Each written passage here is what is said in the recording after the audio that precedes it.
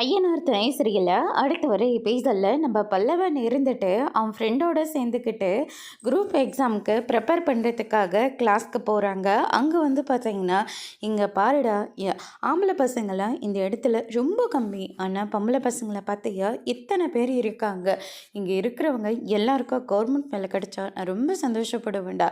அதே இப்படி பசங்களாம் முக்கால்வாசி பேர் இங்கே சைட் அடிக்கிறதுக்கு மட்டும்தான் வராங்க. படிக்கிறதுக்காக சில பேர் மட்டும்தான் வராங்க அப்படின்ற மாதிரியே சொல்லிடுறாங்க. நான் ஒன்றும் அப்படி கிடையாதுப்பா. நான் எப்படியாவது கவர்மெண்ட் வேலை வாங்கி என் அண்ணன் முன்னாடி கெத்தாக போய் நிற்கணும். எங்கள் அண்ணன் மாதிரி நான் ரொம்பவே பெருமைப்படுத்தணும். எங்கள் அண்ணனில் சைலன்ஸ் வச்ச ஜீப்பில் அவங்கள நான் சந்தோஷமாக கூட்டிகிட்டு போகணும் அப்படின்ற மாதிரி தான் சொல்லிக்கிட்டு இருக்காங்க. திரும்பி பார்க்குறாங்க, ஸ்வேதான ஒரு புது கேர்ள் வராங்க. அவங்க வந்து அவங்கள இன்டர்வியூ பண்ணுற போது என்னடா எல்லாரும் அவங்கள இப்படி பார்த்துக்கிட்டு இருக்காங்க. இந்த கிளாஸ்லேயும் அந்த பொண்ணு மட்டும்தாண்டா பேரழகி.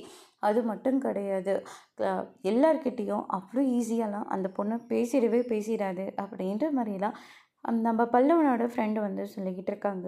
அதுக்கு அடுத்ததாக வந்து பார்த்திங்கன்னா, நம்ம பல்லவன் இருந்துட்டு கிளாஸை கூட கவனிக்காமல் அந்த பொண்ணவே வேடிக்கை பார்த்துக்கிட்டு உட்காந்துக்கிட்டு இருக்காங்க. என்னடா ஃபஸ்ட் நாளே வா அப்படின்ற மாதிரி சொல்லிக்கிட்டு இருக்காங்க.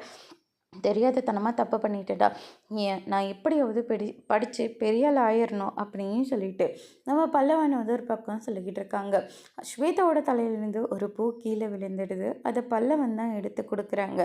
அதோடு இன்னைக்கான ப்ரோமோ முடிச்சிருக்காங்க.